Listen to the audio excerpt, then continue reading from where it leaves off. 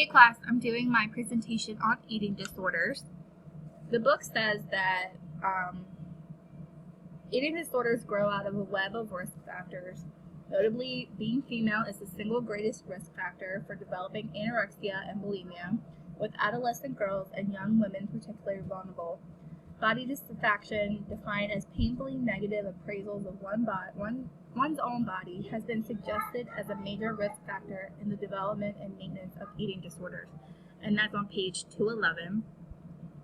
I've outlined what the three major eating disorders are. There's anorexia, bulimia, and binge eating disorder.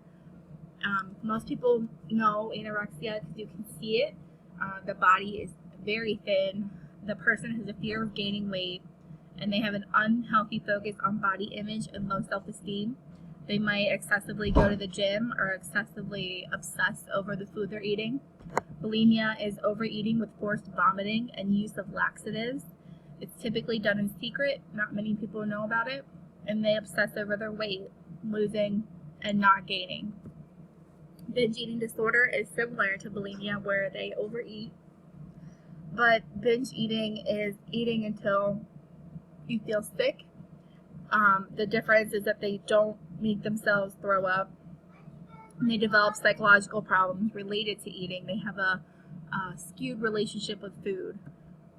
Other physical complications are listed between anorexia and bulimia, and some statistics are almost 50% of people with eating disorders meet the criteria for depression. So there's the physical and the mental health going along with it.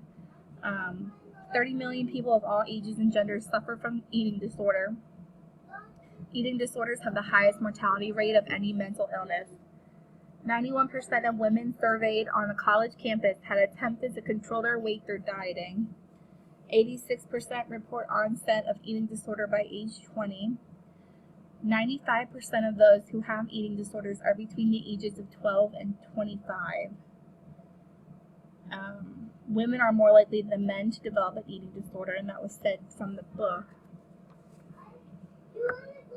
The treatment methods are therapy, medical care monitoring, nutritional counseling, and medication for mental health. And the problems with this is the part that I feel like it needs more attention and it needs to change, is the insurance coverage.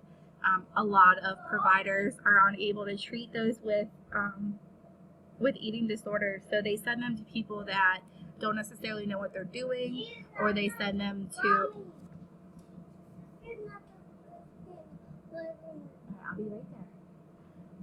They send them to places that are out of state, that don't necessarily meet all their needs, or the insurance cuts them short. They don't get to stay as long or get the medication as long as what they need. The cost for treatment for an eating disorder can be ridiculously expensive. Everybody has the health insurance premiums, whether it's through an employer or through Obamacare. There's a specialized treatment, the inpatient stays, and then the expensive medications, either the copay with that or the full price, and then the therapy treatment, either group or individual. The insurance puts caps on the mental health aspect of the insurance. So they could have 12 to 24 outpatient visits a year, which is once or twice a month, 30-day inpatient stays a calendar year. So that may get them through the first 30 days, but once they're discharged, they may slip right back into where they were. The copays on medications, and then the overall cost of Obamacare or private insurance. If you have state-funded insurance, sometimes that limits you even more because a lot of places don't necessarily accept medical assistance. The last part of this is the picture in the middle represents the symbol for overcoming an eating disorder. The picture on the left are all the emotions that a healthy person would feel, and these emotions are lowered when suffering with an eating disorder. And then the picture on the bottom it just gives you a general idea of what causes an eating disorder, the genetics, the predisposure, the social pressure, and the psychological imbalance.